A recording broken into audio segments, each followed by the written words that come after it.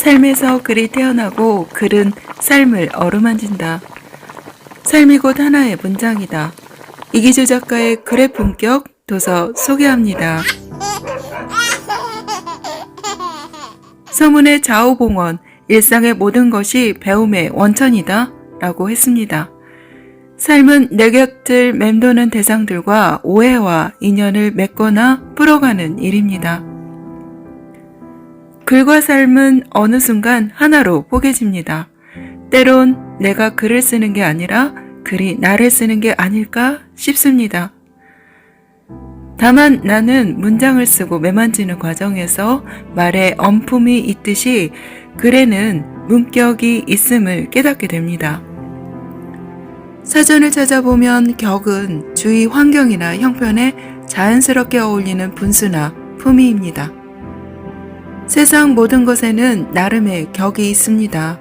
격은 혼자서 인위적으로 쌓을 수 있는 게 아닙니다. 삶의 흐름과 관계 속에서 자연스럽게 다듬어지는 것입니다. 문장도 매한가지입니다.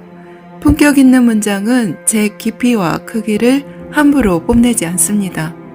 그저 흐르는 세월에 실려서 글을 읽는 사람의 삶 속으로 퍼져나가거나 돌고 돌아서 글을 쓴 사람의 삶으로 다시 배어들면서 스스로 깊어지고 또 넓어집니다.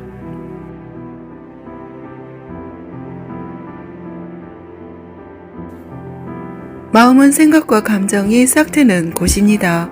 마음을 과학적으로 분석하는 것이 녹록하지 않다면 차라리 상상력을 동원해서 접근하는 건 어떨까요?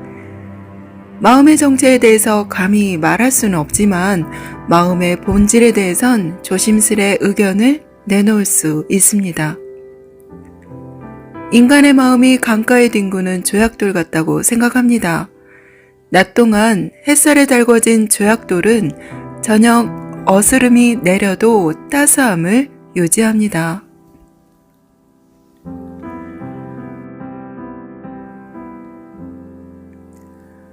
마음도 낮 동안 햇살에 달궈진 조약돌처럼 매한가지가 아닐는지요. 아무리 현실이 팍팍해도 무언가에 혹은 누군가에 의해 슬며시 데워진 마음은 한동안 온기를 지닙니다. 이때 냉기가 감돌던 마음이 데워지는 과정에서 나름의 온도차가 발생하는데 그러면 세상살이에 쪼그라들었던 마음도 한껏 부풀어 오릅니다.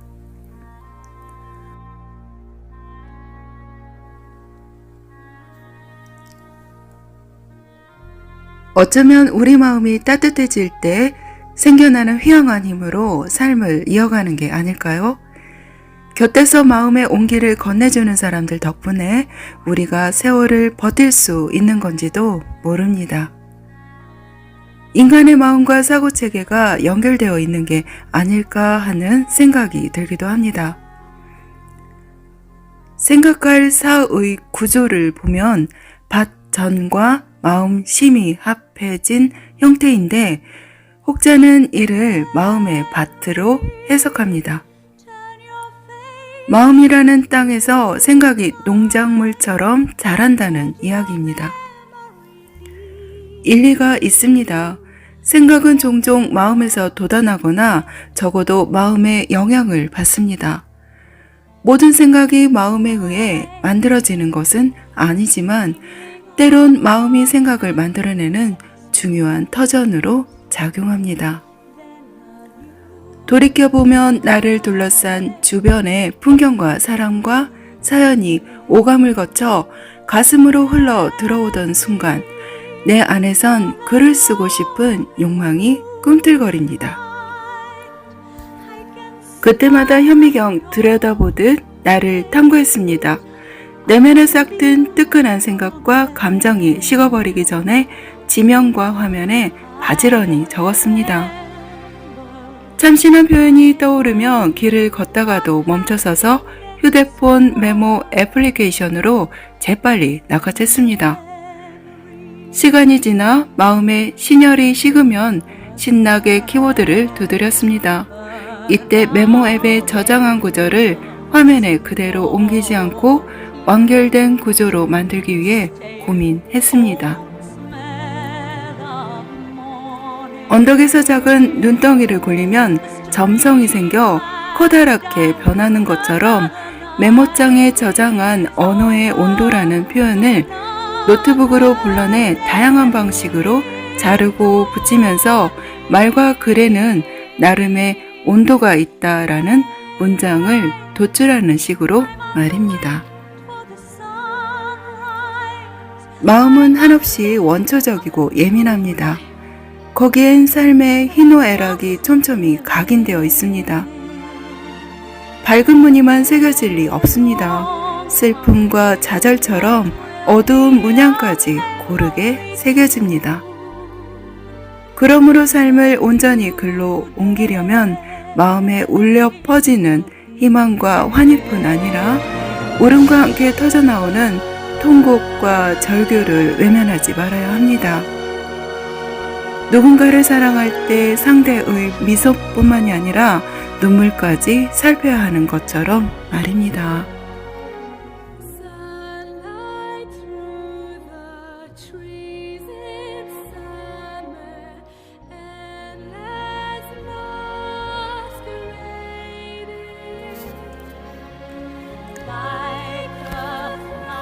어쩌면 글쓰기의 가장 본질적인 재료는 문장이 아니라 여백이 아닐까 하는 생각도 듭니다. 문장을 다 채우기보다는 적절하게 비워내고 그 비움의 파편들을 모아서 크기와 높이를 쉽게 가늠할 수 없는 여백의 공간을 지을 때 문장과 문장 사이로 햇빛과 바람을 불러들일 수 있고 글의 생명을 불어 넣을 수 있습니다. 우린 펜이 아니라 여백을 쥐고 글을 쓰는지 모릅니다. 빽빽한 활자 사이사이에 삶의 희노애락이 깃든 각자의 공간을 새겨넣기 위하여 말입니다.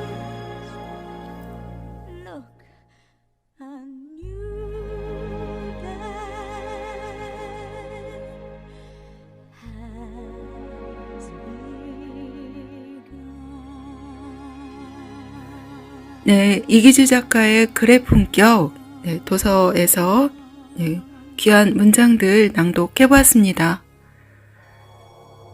많이 공감하는 부분이고, 저도 시인은 아니지만 글을 쓰다 보니까 왠지 제 안에서 시인이 무럭무럭 자라고 있다는 생각이 들었습니다. 우리가 좋은 글을 읽는 것은 꼭 필요한 과정 같습니다. 왜냐하면 좋은 글을 쓰기 위한 노력인 것 같다는 생각이 들었거든요. 이상 글의 품격 글 낭독해보았습니다. 감사합니다. 너무 안타까워 너를 향해 가는데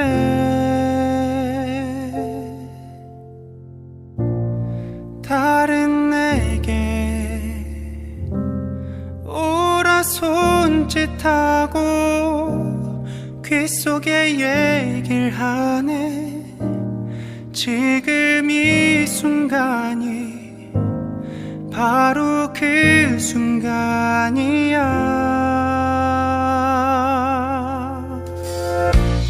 제일 맘에 드는 옷을 입고 노란 꽃 한 송이를 손에 들고 널 바라보다 그만 나도 모르게 웃어버렸네. 이게 아닌데 내 맘은 이게 아닌데 널 위해 준비한 500가지 멋진 말이 남았는데 사랑한다는 그 흔한 말이 아니야. 그보다 더욱더 로맨틱하고 달콤한 말을 준비했단 말야.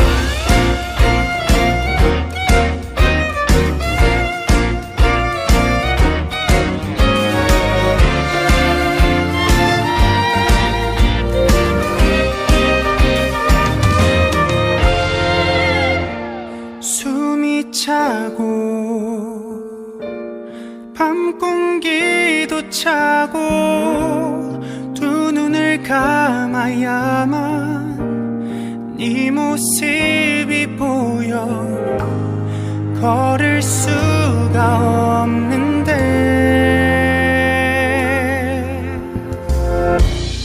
구름 위를 걷는다는 말이 과장이 아니란 걸 알게 됐어 널 알게 된 후부터 나의 모든 건 다 달라졌어 이게 아닌데 내 맘은 이게 아닌데 널 위해 준비한 500가지 멋진 말이 남았는데 사랑한다는 그 흔한 말이 아니야 그보다 더욱더 로맨틱하고 달콤한 말을 준비했단 말야 날 봐줘요 내 말을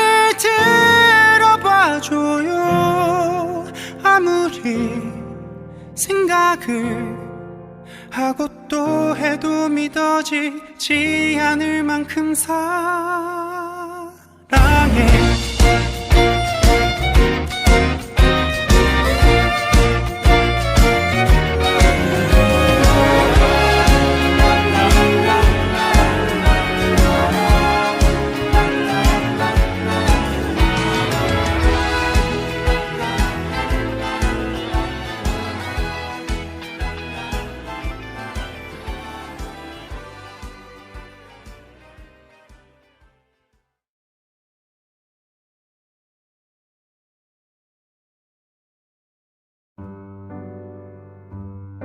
일상을 살아가면서 대다수 사람은 상대방과 대화를 나누면서 편하고 이해하기 쉬운 말과 글을 사용합니다. 그러나 이러한 말과 글이 전혀 예상치 못한 결과를 낳기도 합니다. 말과 글은 머리에만 남겨지는 게 아닙니다. 가슴에도 새겨집니다. 마음 깊숙이 꽂힌 언어는 지지 않는 꽃입니다. 우린 그 꽃을 바라보며 위안을 얻기도 합니다.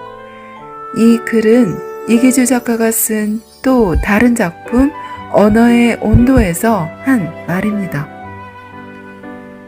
말의 품격은 1강 이청득심 들어야 마음을 얻는다. 2강 과언모한 말이 적으면 근심이 없다. 3강 언의심성 말은 마음의 소리다. 4강 대언담담 큰 말은 힘이 있다. 로 4개의 큰 주제 속에 각 강마다 6개 소주제로 구성되어 있습니다. 그중 1강 이청득심에서 작가는 삶의 지혜는 종종 듣는 데서 비롯되고 삶의 후회는 대개 말하는 데서 비롯된다고 적고 있습니다. 왠지 모르게 이 구절이 한참을 생각에 잠기게 합니다. 이기주 작가는 말의 품격에서 사람마다 인품이 있듯이 말에도 언품이 있음을 말하고 있습니다.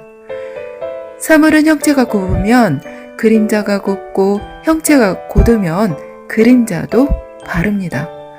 말도 매한가지입니다. 말은 마음의 소리입니다. 말이 쌓이고 쌓여 한 사람의 품성이 됩니다.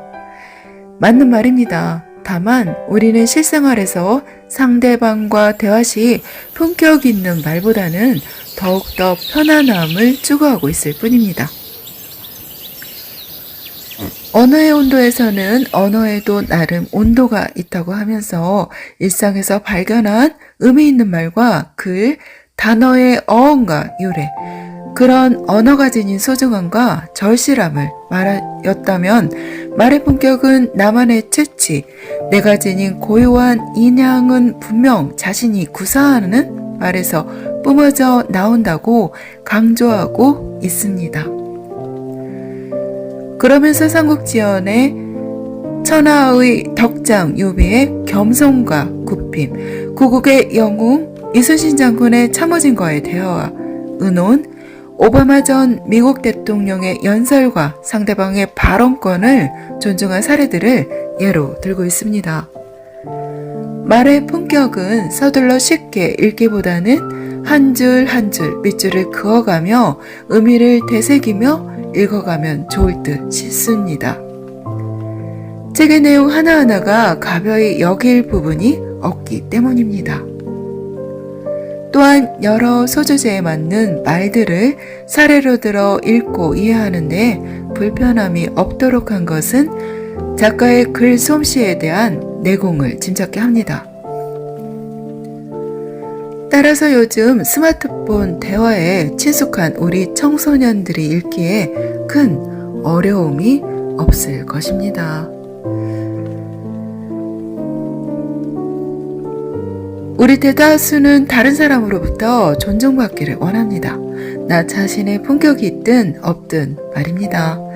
존중받고자 한다면 당연히 나 자신의 품격을 스스로 높여야 함은 두말할 나위가 없습니다. 그렇다면 품격을 높이는 첫걸음은 무엇일까요? 말의 품격이 아닐까 합니다. 왜냐하면 말은 마음의 소리이고 말이 쌓이고 쌓여서 한 사람의 품성이 되기 때문입니다. 나의 말의 품격은 어느 정도일까요? 고민이 된다면 한 번쯤 말의 품격을 읽어보시기 바랍니다. 말의 품격, 이기주 작가, 당신의 말이 누군가에게 한 송이 꽃이 되기를. 네, 책 제목이 아주 향기롭습니다.